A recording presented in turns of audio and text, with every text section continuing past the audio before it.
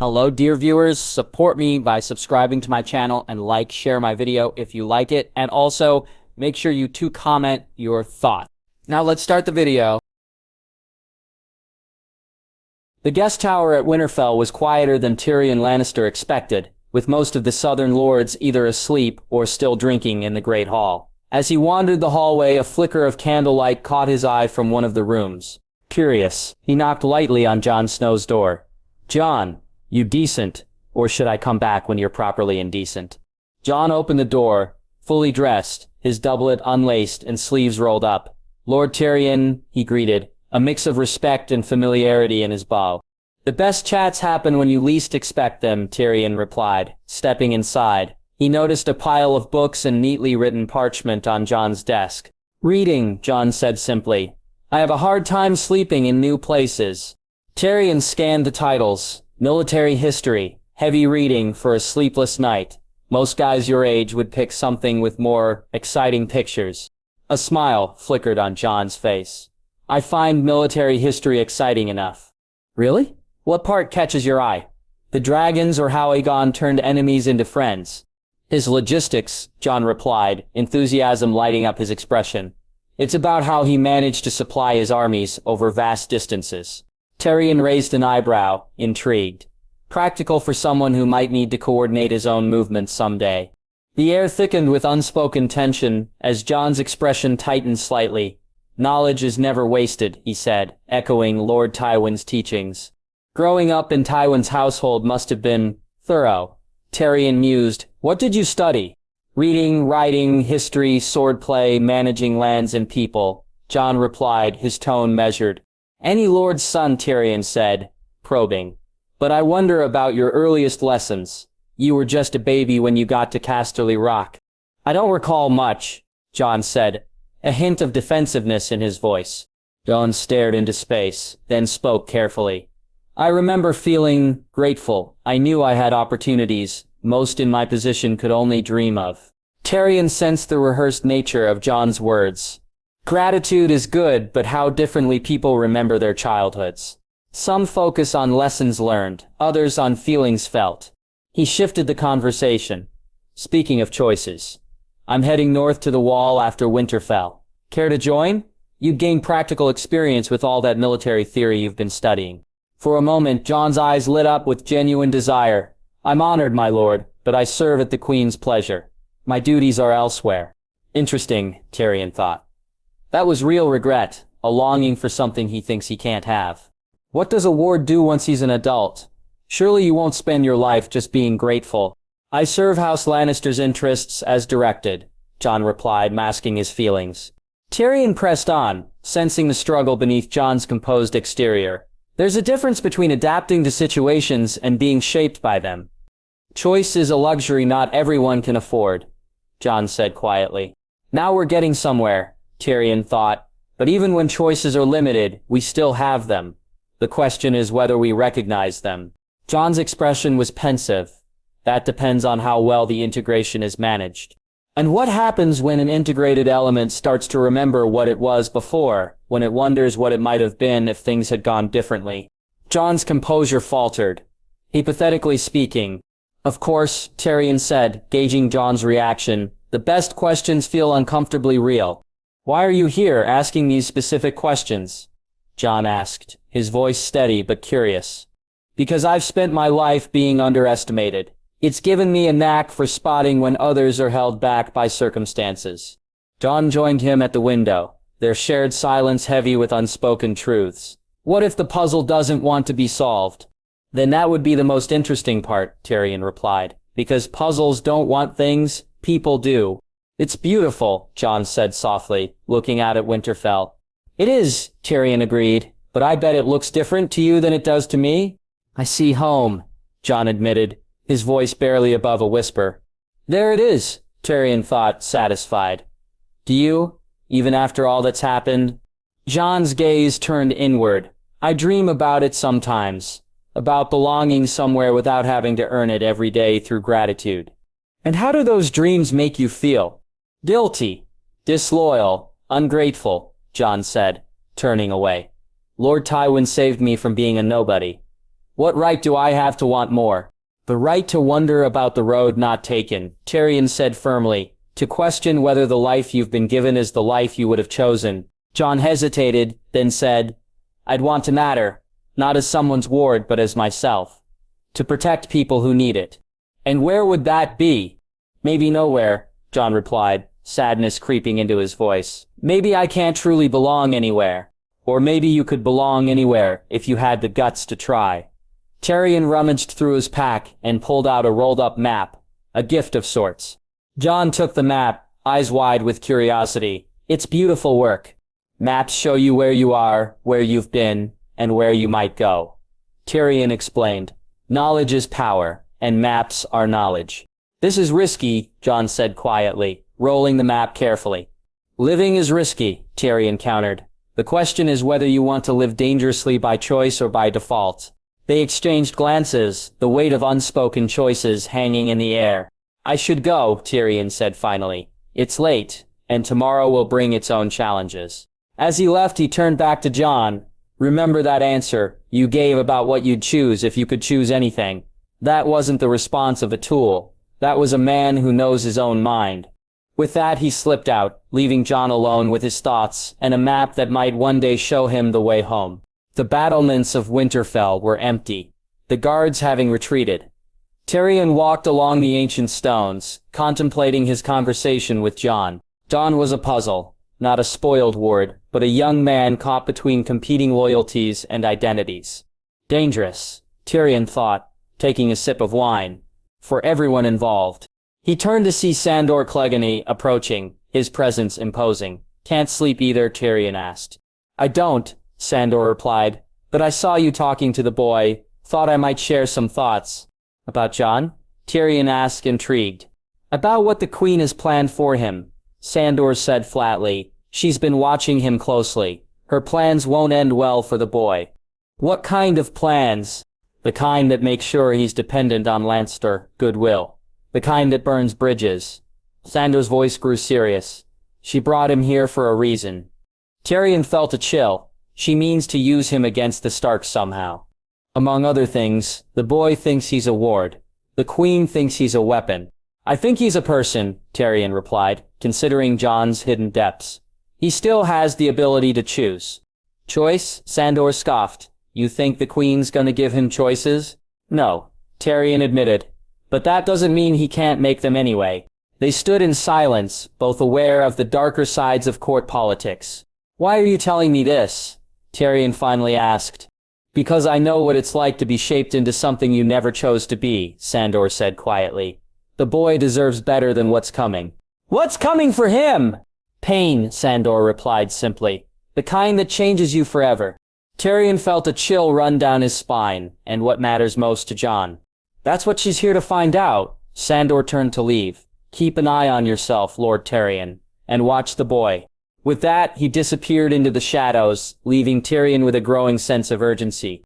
If lions sharpened you, he thought, let's see if you can hunt truth without being hunted. The wind picked up, whispering of choices yet to be made.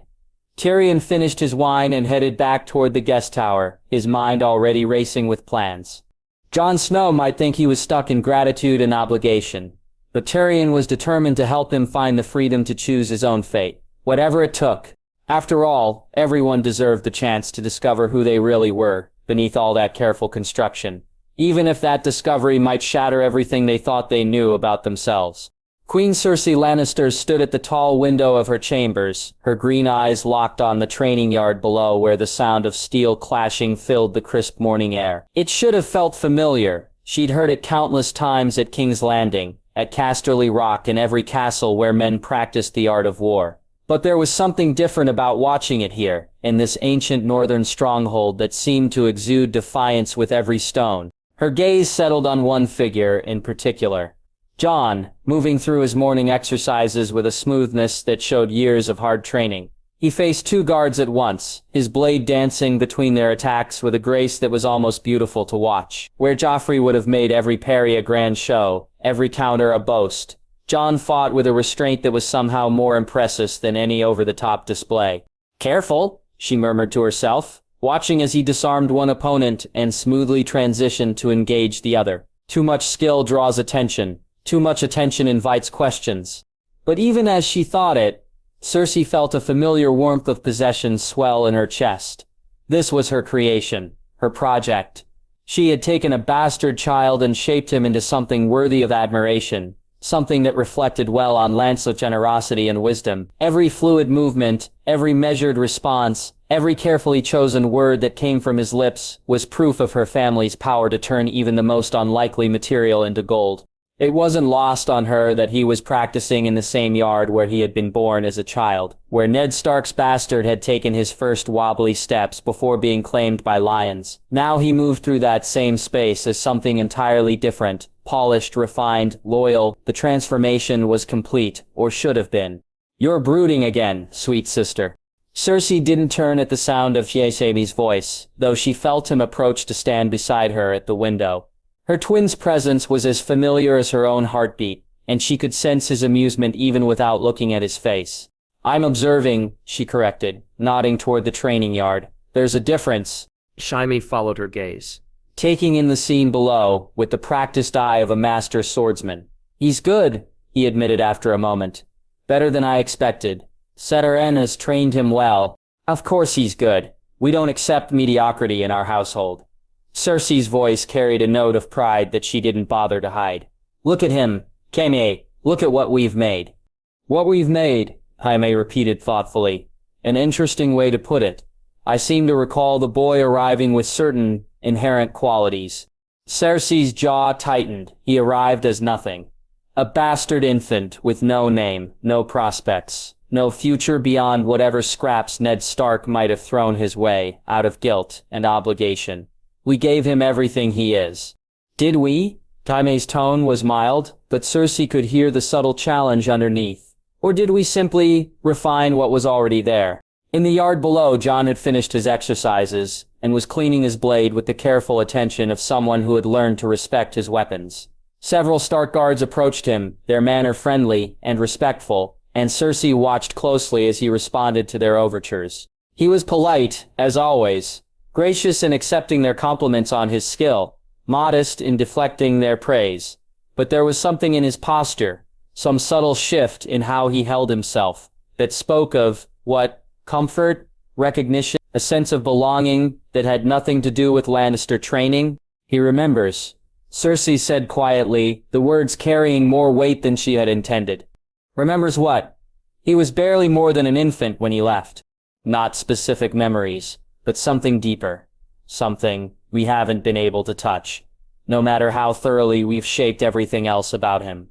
Cersei's fingers tightened on the window frame. "Look at the way he moves here, the way he responds to these people. It's different from how he is in King's Landing." Jaime was quiet for a moment, studying the scene below with new attention. When he spoke, his voice was thoughtful. "You're right, there's something looser about him here. Less guarded." "Exactly." Cersei turned away from the window, pacing to the ornate chair that had been provided for her. "In King's Landing, he's perfect. Every word measured, every gesture calculated, every response exactly what we've trained him to give. But here he's remembering what it feels like to be home," Jaime finished, "and that troubles you. It should trouble you too." Cersei settled into the chair with the fluid grace that marked all her movements. "We've invested 15 years in shaping him into something useful, something loyal. If he starts to remember other loyalties, other possibilities, then what? He's still our ward, still dependent on our goodwill for his position and future. What exactly are you afraid he might do?" Cersei was quiet for a long moment, her green eyes fixed on something beyond the chamber walls. When she spoke, her voice was soft, but certain. "I'm afraid he might start to think he has choices." The words hung in the air between them, loaded with implications that both siblings understood perfectly. Choice was the enemy of control, and control was the foundation of everything the Lancers had built. Jon's value lay not just in his abilities or his breeding, but in his absolute dependence on their favor. If he began to see alternatives, to imagine other paths, "He's not stupid," Jaime said eventually. "He must know that his position depends on our continued support. Knowing and feeling are different things. In King's Landing, surrounded by our people, dependent on our resources, he feels that dependence every day. But here, Cersei gestured toward the window, toward the ancient stones of Winterfell, that seemed to whisper of older loyalties. Here he's surrounded by reminders of what he might have been, what he might still become, if he were foolish enough to try. And you think he might be that foolish? Cersei considered the question carefully, thinking of gray eyes that sometimes held depths she couldn't quite understand, of moments when Jon's perfect composure seemed to slip just slightly, revealing glimpses of something wild and untamed underneath. I think he's young, she said finally, and young men are prone to romantic ideas about honor and belonging and following their hearts instead of their heads. I think being here, seeing all this, she waved a hand to encompass Winterfell and everything it represented. It might give him ideas. What kind of ideas? The kind that could be dangerous for everyone involved. Cersei stood, moving to the small table, where her jewelry lay, spread out for the day's selection. Her fingers closed around a golden pendant shaped like a roaring lion, feeling its weight in her palm. He's ours, Time. We shaped him, we raised him, we made him everything he is. I won't allow some misplaced nostalgia to undo 15 years of careful work. And how exactly do you propose to prevent that? Cersei's smile was sharp as a blade. By reminding him where his loyalties lie, by making sure he understands the consequences of forgetting his place. She fastened the lion pendant around her neck, feeling its weight settle against her skin like a claim of ownership, and by ensuring we know exactly what he's thinking, feeling, and planning. As if summoned by her words, a soft knock came at the chamber door. At Cersei's call, a young serving girl entered, one of the Winterfell staff assigned to attend the royal party. Your Grace, the girl said, offering a nervous curtsy. You asked to be informed of the household's morning activities. I did. Cersei's voice was gracious, but her eyes were calculating. Tell me, child, what have you observed of our ward's behavior since our arrival? The girl's eyes darted nervously between the Queen and Sariame before settling on some point near Cersei's feet. He's been very proper, Your Grace, courteous to all the staff, respectful to Lord Stark and his family. Of course he has, but I'm interested in the details. Has he spoken privately with anyone? Sought out particular conversations, or reminiscences about his time here, as an infant? I don't think so, Your Grace. Though, the girl hesitated, clearly unsure whether she should continue. Step freely, Cersei encouraged, though her tone carried an undertone of command that made it clear this was not truly a request. Well, Your Grace, some of the older servants have been curious about him, asking questions whether he's happy in the south, that sort of thing. And how does he respond to these questions? Very carefully, Your Grace. He thanks them for their interest, but doesn't really answer. Just says he's grateful for the opportunities he's been given. The girl paused, then added, though Nen, that's old Nen, the storyteller. She says he has the look of the old lords about him. Says she can see it in the way he holds his head when he thinks no one's watching. Cersei felt something cold settle in her stomach. Old loyalties, old blood, old claims that had nothing to do with Lancer generosity and everything to do with northern pride and Stark heritage. I see, she said calmly. And what do you think of this observation? The girl looked terrified at being asked for her opinion, but she answered anyway. I think he looks like he belongs here, Your Grace. Like he's remembering something he'd forgotten. Exactly what I was afraid of, Cersei thought, though her expression remained serene. Thank you for your honesty, she said aloud.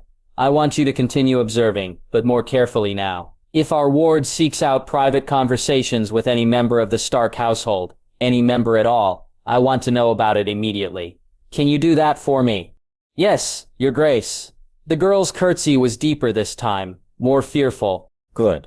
And remember, discretion is essential. We wouldn't want to give anyone the impression that we don't trust our dear ward's judgment. Cersei's smile was warm, but her eyes were cold as winter. You may go. The girl fled, leaving the royal siblings alone with their thoughts and the implications of what they had just learned. Subtle, Jaime observed dryly. Nothing says we trust you completely like having servants spy on your every conversation. Subtlety is a luxury we can't afford right now. Cersei replied, moving back to the window. In the yard below, Jon had finished his training and was making his way toward the castle's main entrance, his movements easy and confident in a way that made her jaw tighten. Look at him, Jaime, really look. Does that seem like someone who's grateful for his position? or someone who's beginning to question it. Jaime joined her at the window, studying Jon's retreating figure with new attention. After a moment, he sighed. He looks like someone who's coming home, he admitted reluctantly. Exactly, and that's a problem we need to solve before it becomes a crisis. And if he resists, if he decides that gratitude isn't enough to keep him loyal, Cersei's smile was sharp and cold. Then we'll remind him why gratitude exists in the first place. We'll show him exactly what he stands to lose if he forgets where his true loyalties lie. She turned away from the window, her mind already working through plans and contingencies. Jon might be remembering what it felt like to belong somewhere without having to earn it, but she would make sure he also remembered the price of betraying those who had given him everything. After all, ownership was about more than just possession. It was about making sure the possessed understood exactly who held the leash, and what happened to those who tried to slip their collars. The lion pendant felt warm against her throat, a golden reminder of the power she wielded and the lengths she would go to protect what was hers. Jon Snow might be home, but he would learn that some homes came with chains attached, whether he could see them or not. The training yard of Winterfell was quiet in the early morning light, except for one small figure moving through footwork patterns that would have looked more at home in a Braavosi, water-dancing salon than a northern castle. Arya Stark darted and weaved between invisible opponents, her wooden sword cutting arcs through the crisp air. For months, she had been practicing in secret, ever since overhearing Sir Rodrik talk about legendary sword masters of the Free Cities. The idea of fighting with speed and skill, rather than brute strength, captivated her, and she spent countless hours developing movements that felt right and flowed naturally from her small frame. Step and pivot, thrust, she muttered to herself, repeating her sequence. Step and pivot. Your balance is off on the pivot. Startled, Arya spun around, her wooden sword raised defensively, to find Jon Snow, Jon the Lannister ward, standing at the edge of the yard. He was dressed for training in plain leather and wool, his hair catching the morning light, but there was something in his posture that reminded her of her father when he watched her brothers practice. I wasn't, she began, then stopped. There was no point in denying what he had seen. How long have you been watching? Long enough to see that you have good instincts, that you're fighting your own center of gravity. Jon moved closer, his movements easy and unthreatening. May I? Arya hesitated. She had been avoiding Jon since the royal party's arrival, partly out of loyalty to her family's wariness of southern lords, and partly because he made her uncomfortable in ways she couldn't name. But he was offering to help with her secret training, which was more than anyone else had done. I suppose, she said finally, lowering her wooden sword but keeping it ready. Jon smiled, a genuine expression that transformed his careful features. Show me the sequence again. As Arya moved through the pattern, she felt his attention on her. When she completed it, she looked at him expectantly. Good, he said, approval in his voice. Your footwork is excellent, and your timing is better than most knights twice your age. But you're pivoting from your shoulders instead of your hips. It's throwing off your balance. Show me, Arya said, surprising herself with how quickly she had decided to trust him. Jon moved to stand beside her, shifting into a fighting stance that was both southern and northern polished technique, underlaid with something raw and instinctive. Watch, he said, demonstrating the sequence. His movements flowed like water, the pivot coming from deep in his core, his entire body moving as a single unit. See the difference? He asked after completing the movement. The power comes from your center, not your extremities. Your sword is just the final expression of the movement, not the source of it. Eager to try the correction, Arya repeated the sequence, focusing on initiating the pivot from her hips rather than her shoulders. The difference was immediate. The movement felt more natural and powerful. Better, Jon said, and there was something in his voice that made her look at him closely.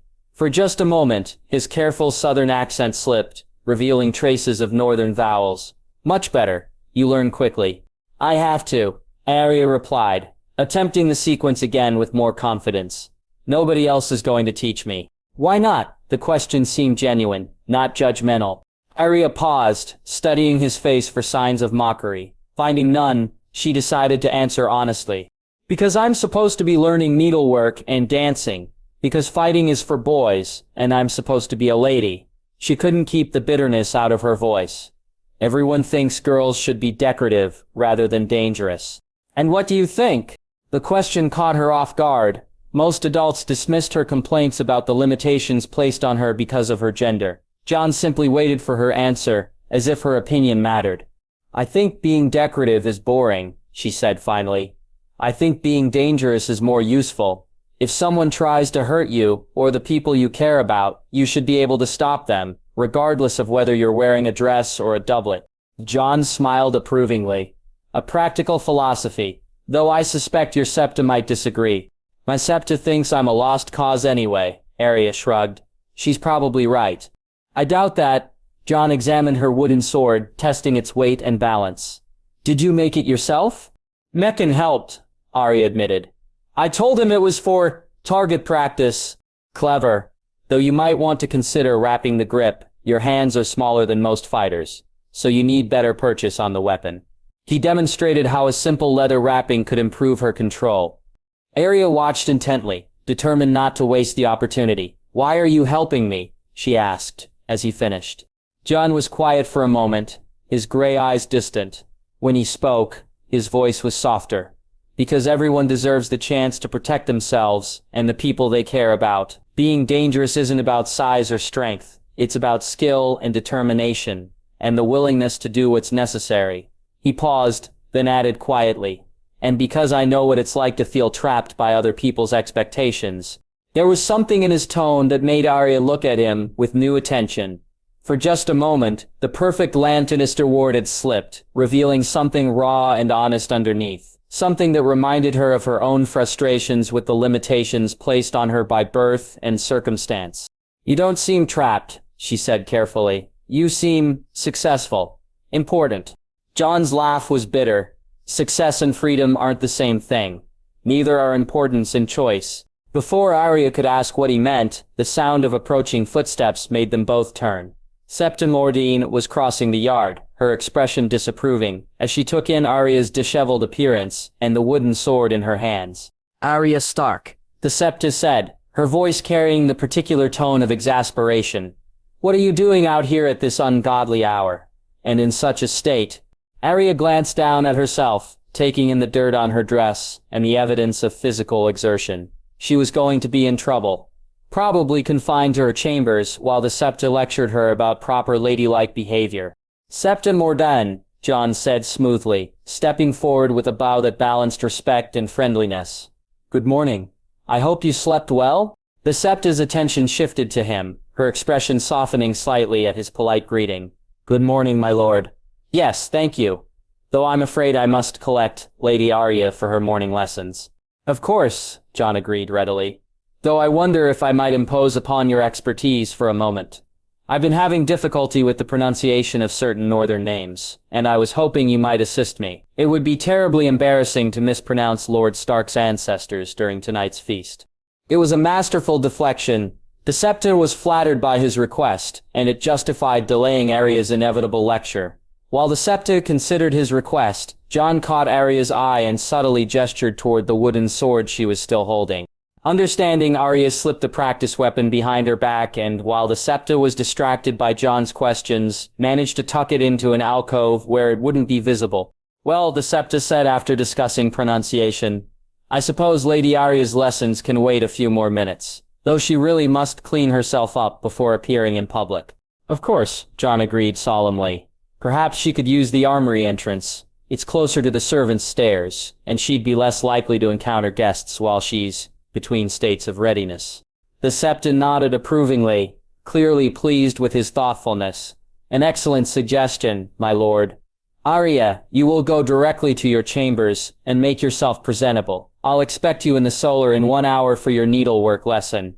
"Yes, Septa," Arya said meekly, shooting Jon a grateful look as she headed toward the suggested entrance. She had almost reached the armory door when she heard Jon's voice behind her, pitched just loud enough for her to hear. "Practice the hip pivot," he said quietly. "And remember, being dangerous isn't about the weapon you carry. It's about the will to use it when it matters." Arya paused at the threshold, looking back at him with new understanding. He was still talking to the Septa, his manner perfectly courteous, but there was something in his eyes, a recognition, a kinship, an acknowledgement of shared frustration with the roles they were expected to play. She slipped into the armory, her mind working through the implications of what had just happened. Jon the Lannister ward had helped her, protected her, and given her practical instruction in skills she was desperate to learn. More than that, he had understood her frustration, recognizing something in her that most adults dismissed. The armory was dim and cool, filled with the scents of leather and steel. Arya made her way through the organized chaos of swords and shields, her thoughts churning. Jon was not what she had expected. The perfect southern lord she had prepared to dislike was clearly more complex than his careful exterior suggested. She was so lost in thought that she almost missed the sound of voices coming from deeper in the armory. Two men were talking in urgent tones, their words carrying clearly in the enclosed space. Memories of what? The second voice was dismissive. He was barely more than a babe. What could he possibly remember that would matter now? Faces. Voices. The feel of this place. The first speaker's voice carried a note of worry that made Arya press herself against a rack of spears, trying to remain hidden while she listened.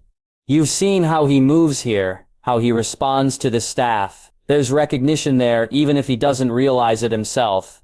So what if there is? He's been raised as a Lannister ward for 15 years. His loyalties are clear. Are they? Because from where I'm standing, it looks like he's remembering what it felt like to belong somewhere else. And that could be dangerous for everyone involved. Arya's breath caught as she realized they were talking about Jon. She crept closer, trying to get a better view of the speakers, without revealing herself. The Queen is concerned, the first voice continued. She wants him watched more closely. Any sign that he's developing inappropriate attachments to this place or its people, and where to report it immediately. Inappropriate attachments, the second voice repeated with skepticism. The boy's been nothing but proper since we arrived. Courteous to Lord Stark, respectful to the family, careful in all his interactions. Too careful, perhaps. The Queen thinks he's hiding something. Some part of himself that he doesn't want us to see. There was a long pause. Arya held her breath, trying to process what she was hearing. Someone the Queen was having Jon watched and reported on. But why? What could he have done to warrant such suspicion? I still think you're all seeing shadows where there's nothing but light, the second voice said finally. The boy's grateful for what he's been given. He knows which side his bread is buttered on. Maybe, but gratitude only goes so far when it's competing with blood and bone and the call of home. The first speaker's voice was grim, and this place calls to him. I can see it in his eyes when he thinks no one's watching. Then we make sure someone's always watching, the second voice replied. Problem solved. The sound of footsteps indicated that the conversation was ending, and Arya pressed herself deeper into the shadows as the two men moved toward the armory's main entrance. She caught a glimpse of them, both wearing Lannister colors, both with the hard faces of professional soldiers. When she was sure they were gone, Arya emerged from her hiding place, her mind reeling. Jon was being watched, suspected of something, though she couldn't understand what. The Queen apparently saw him as a threat, though Arya couldn't imagine why. But more disturbing than the surveillance was the implication that Jon might be hiding his true feelings about being here, that he might be remembering what it felt like to belong somewhere else. The phrasing suggested that he had belonged here once, before he became a Lannister ward. But that's impossible, Arya thought as she made her way toward the servants' stairs. He's been with the Lannisters since he was an infant. He's never lived anywhere else. Yet the more she thought about it, the more questions arose. Why would a great lord like Tywin Lannister take in a bastard infant from the north? What connection could there be between House Lannister and some unknown northern bastard? And why did Jon's eyes look so familiar, so much like her family's? She was still puzzling over these questions when she reached her chambers, where her maid was waiting with clean clothes and a disapproving expression. Lady Arya, the girl said with exaggerated patience, you cannot keep disappearing like this. Your septa is beside herself, and your lady mother has already asked twice where you've gotten to. I was just getting some air. Arya said absently, allowing herself to be helped out of her dirty dress and into something more appropriate for needlework lessons. As the maid worked to untangle her hair, Arya's thoughts kept returning to Jon and the conversation she had overheard. There was a mystery here. Something important that the adults were trying to hide. And if there was one thing Arya Stark had never been able to resist, it was a good mystery. She thought about the way Jon had helped her with her sword work, the genuine understanding in his voice when he talked about feeling trapped by expectations. She thought about the moments when his careful accent had slipped, revealing something more northern underneath. She thought about his gray eyes and how they reminded her of looking in a mirror. "Thank you," she told the maid, then made her way toward the solar for her needlework lesson. As she walked through Winterfell's ancient corridors, Arya found herself thinking not about needles and thread, but about swords and secrets and the mystery of a half-wolf in lion's clothing who might be more dangerous than anyone realized. The solar was warm and bright when Arya arrived, sunlight streaming through the tall windows. Septa Mordane was already there, along with Sansa and several visiting southern ladies. "Ah, Arya," the Septa said, her forced cheer, indicating displeasure. "How lovely that you could join us. We were just beginning work on a new tapestry design." Arya took her seat and accepted the needlework thrust into her hands, but her attention was drawn to the conversation among the adult women. They were discussing the royal party, their voices carrying the tone of gossip disguised as polite observation. "Such a handsome young man," one of the southern ladies said, "and so well-mannered. Queen Cersei has done an admirable job with his education." "Indeed," agreed another. "Though I confess myself curious about his origins. It's unusual for a great house to take such an interest in a bastard child, particularly one from so far away." Arya's needle stilled as she realized they were talking about Jon. She kept her head down, focusing on her stitches while listening intently. "The Queen's generosity is well known," Septa Mordane said diplomatically, "and Lord Tywin has always recognized potential, regardless of its source. Still," the First Lady persisted, "one wonders about the circumstances. What could have motivated such charity?" There was uncomfortable silence during which Arya felt the weight of unspoken knowledge hanging in the air. These women knew something, or thought they did, but were too well-bred to speak it aloud. "Perhaps," said a new voice from the doorway, "it's simply a matter of recognizing quality when one sees it." Everyone turned to see Jon entering the solar, bowing to the assembled ladies. Arya noticed the way his eyes swept the room, taking in the sudden silence and the guilty expressions. "My lord," Septa Mordane said, rising to offer a curtsy. "How kind of you to visit our gathering." "The kindness is yours, in allowing me to intrude," Jon replied smoothly. "I was hoping to speak with Lady Arya if she could be spared from her needlework for a moment." All eyes turned to Arya, who felt her cheeks flush under the attention. "May? If you would," Jon said, his tone making it clear this was a request, rather than a command, but he expected it to be granted. "I have a small matter I hoped you might assist me with." Septa Mordane looked as if she wanted to object, but she could hardly refuse such a politely phrased request from a member of the royal party. "Of course, my lord. Arya, you may go, but please return promptly to finish your work." Arya set aside her needlework with relief and followed Jon out of the solar. He led her down a corridor she didn't recognize, past tapestries depicting House Stark's history, until they reached a small alcove with a window overlooking the godswood. "Thank you," she said as soon as they were alone. "I was about to die of boredom in there." Jon's smile was genuine. "I could tell, you looked like you were contemplating using your needle as a weapon." "The thought had occurred to me," Arya admitted, "though I don't think Septa Mordane would have appreciated the demonstration." "Probably not." Jon moved to the window, gazing out at the ancient trees of the godswood. "Tell me, what do you know about that place?" Arya joined him, following his gaze to the sacred grove, where her father prayed, the godswood.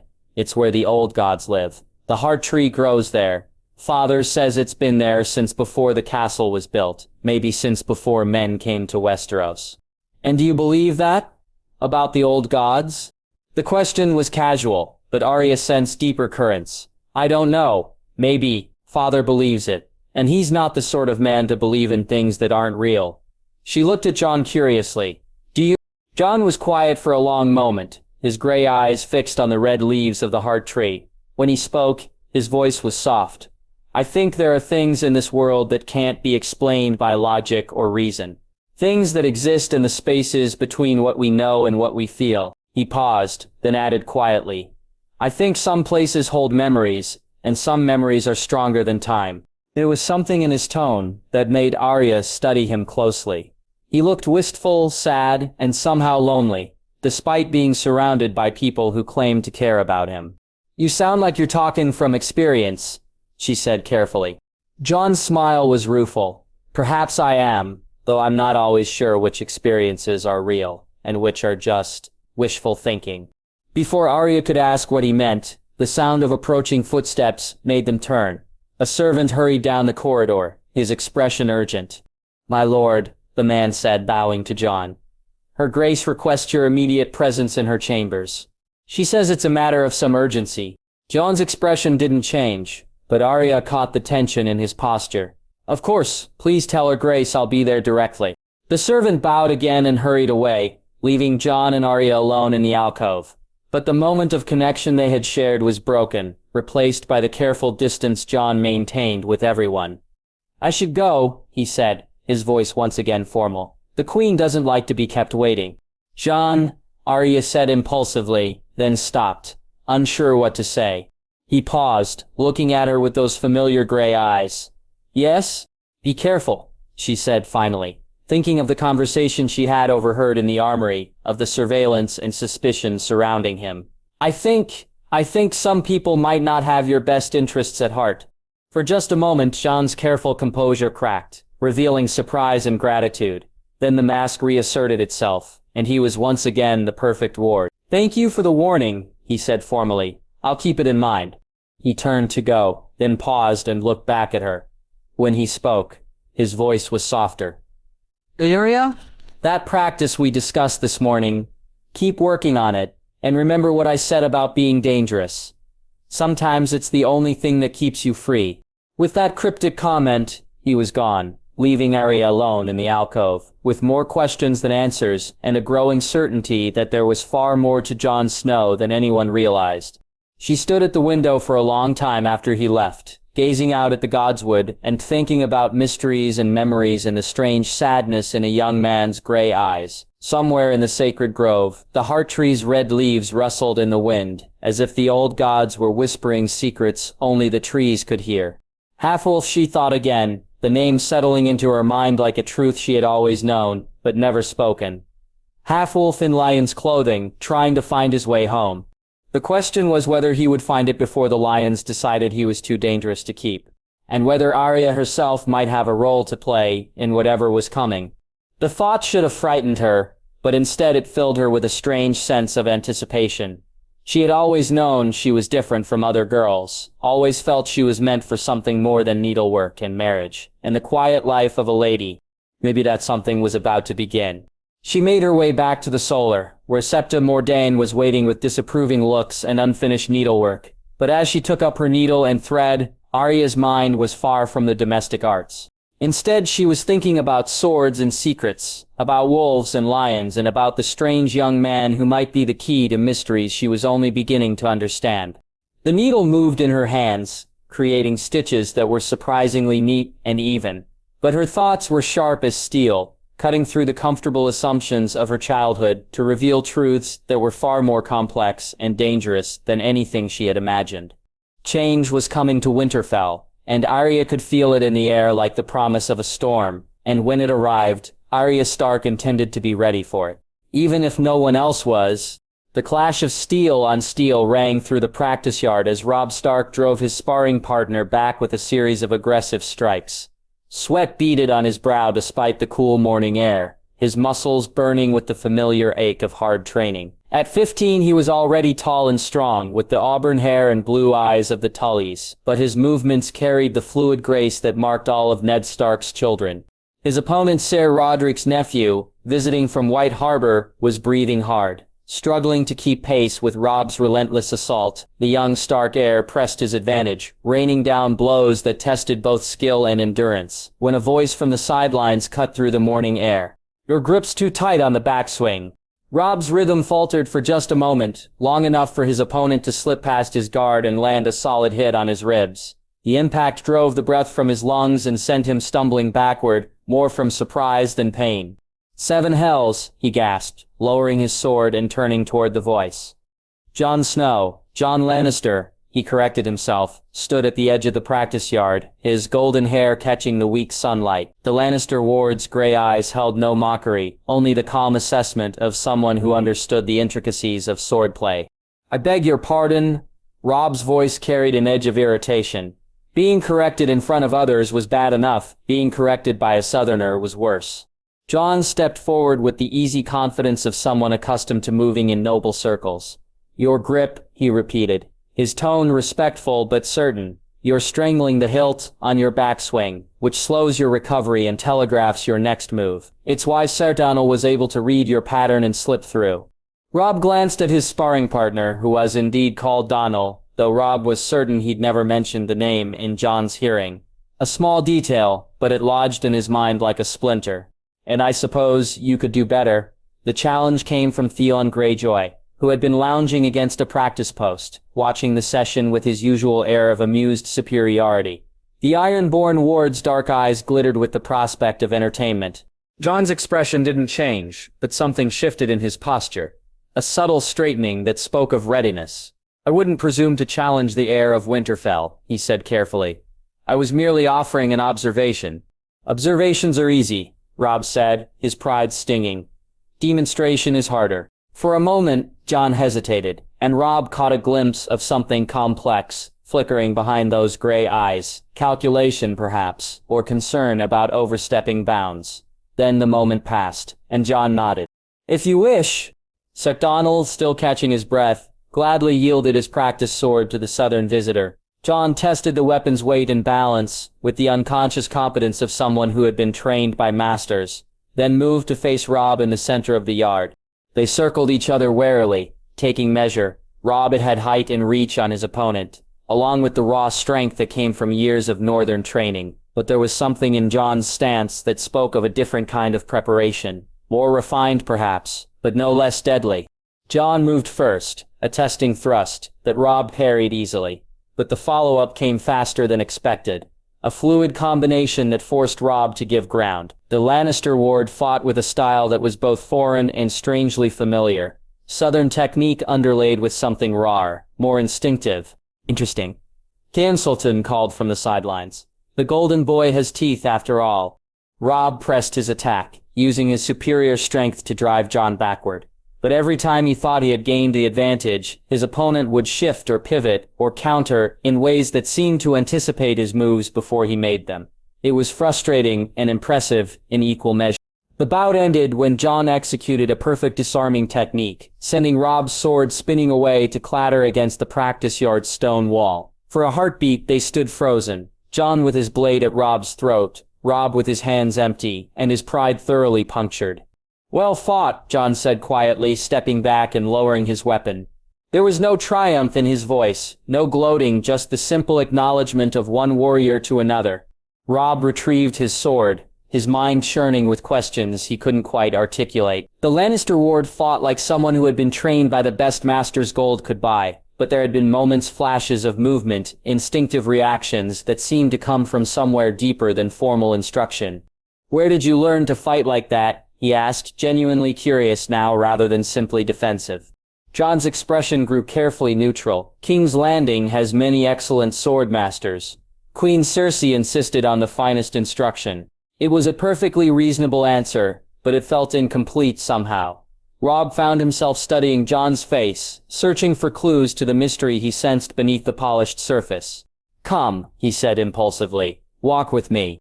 Denton raised an eyebrow at the invitation, but said nothing, as Robb led Jon away from the practice yard and toward the godswood. The ancient grove was quiet at this hour, the only sounds the whisper of wind through bare branches and the distant murmur of Winterfell's daily life. They walked in comfortable silence for a while, following the winding path that led deeper into the sacred grove. Robb found himself stealing glances at his companion, trying to understand the strange sense of familiarity that had been growing stronger since their arrival.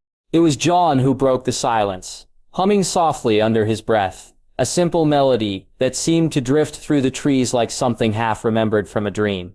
The tune was hauntingly beautiful, with a melancholy that spoke of loss and longing, and things that could never be recovered. Robb stopped walking so abruptly that Jon nearly collided with him. "What is it?" the Lannister ward asked, concern evident in his voice. Robb couldn't answer immediately. The melody had triggered something deep in his memory, not a specific recollection, but an emotional echo that left him feeling strangely unsettled. He had heard that tune before. He was certain of it, but he couldn't place where or when. "That song," he said finally. "Where did you learn it?" Jon's humming ceased, and for a moment his carefully composed expression faltered. "I'm not sure. It's just something that comes to me sometimes, especially in places like this." He gestured at the ancient trees surrounding them. "Why? Do you recognize it?" "I think so. Maybe." Robb shook his head, frustrated by the vagueness of his own memory. "My father used to hum something similar when I was very young. I haven't heard it in years." They resumed walking, but the easy companionship of moments before had been replaced by something more complex, a tension born of questions neither could quite voice. The heart tree loomed ahead of them, its bone-white trunk and blood-red leaves stark against the gray sky. "Tell me about the old gods," Jon said suddenly. "Do you truly believe they're real?" The question was asked with genuine curiosity, but Robb sensed deeper currents underneath. "My father does, that's enough for me." He paused, then added, "What about you? The faith of the Seven doesn't leave much room for other gods." "No," Jon agreed quietly. "It doesn't, but sometimes I think the gods we're taught to worship aren't necessarily the ones calling to us." Before Robb could pursue the comment, the sound of approaching footsteps made them both turn. The Samhain was making his way through the trees, his expression amused. "There you are," the Ironborn said as he joined them. "I was beginning to think you'd gotten lost in all this northern mysticism." "Just showing our guest the godswood," Robb replied, though he felt oddly defensive about Theon's mocking tone. "How thoughtful, though I'm sure Lord Jon is more accustomed to proper septum than heathen groves." The Theon's smile was sharp. "All that southern polish must make it difficult to appreciate our rustic northern customs." Robb felt a flash of irritation that surprised him with its intensity. "There's nothing rustic about honoring the old ways. They were here long before the Andals brought their 7 gods across the narrow sea." "Of course," Theon said, clearly enjoying the reaction he'd provoked. "Though I notice our golden friend here doesn't seem particularly devoted to either set of gods.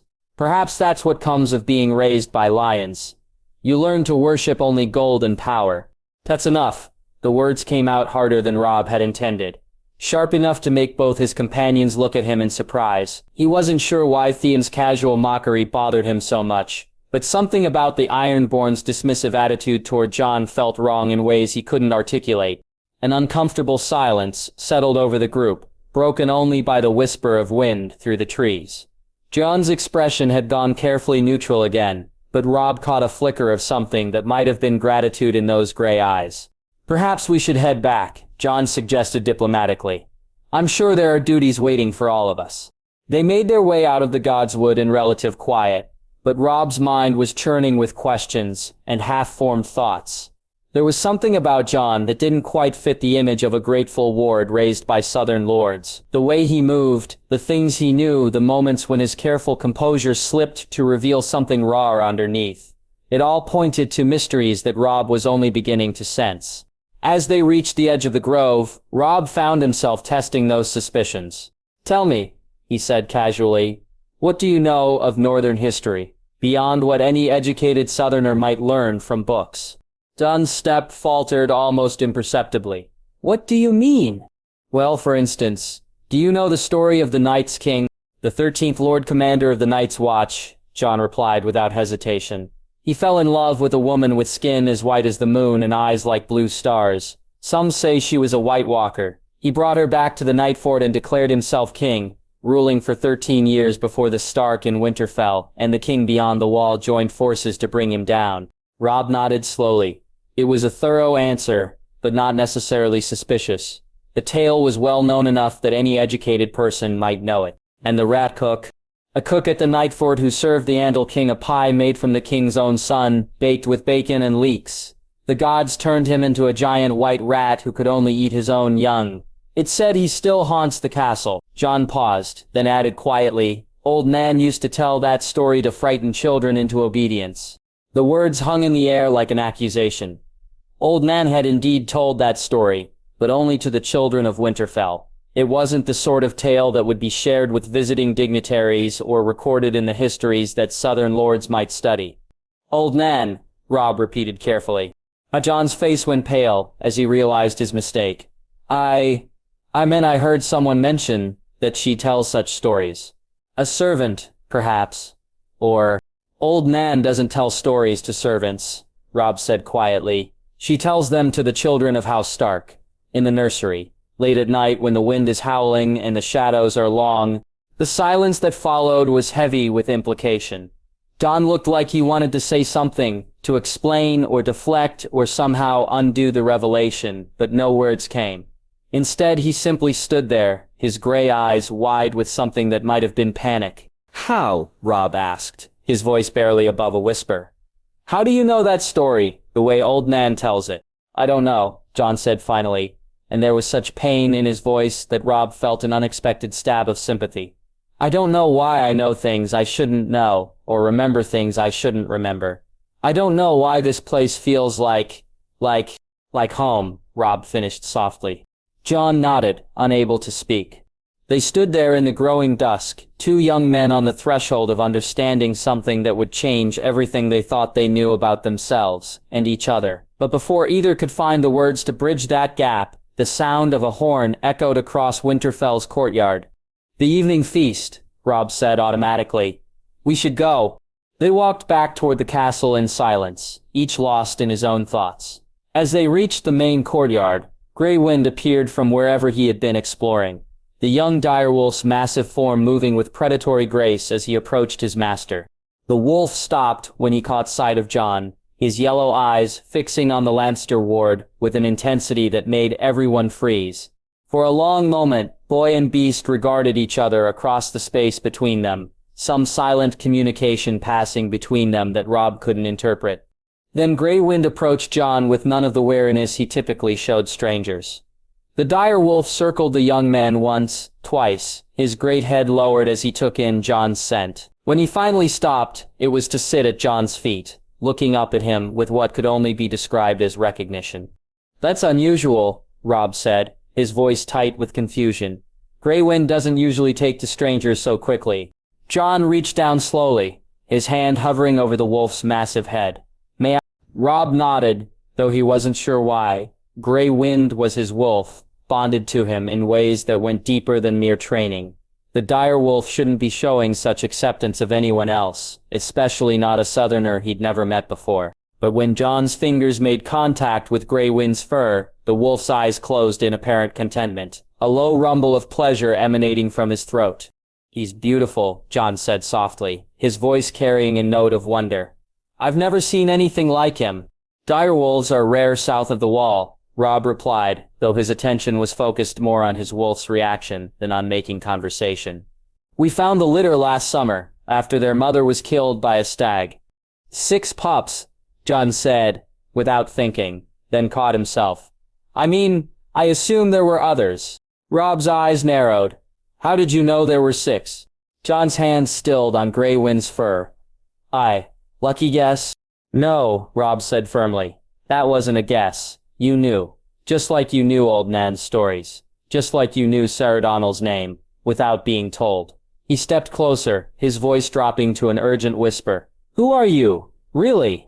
For a moment, Jon looked like he might answer, like he might finally give voice to the truth that seemed to hover just beyond reach.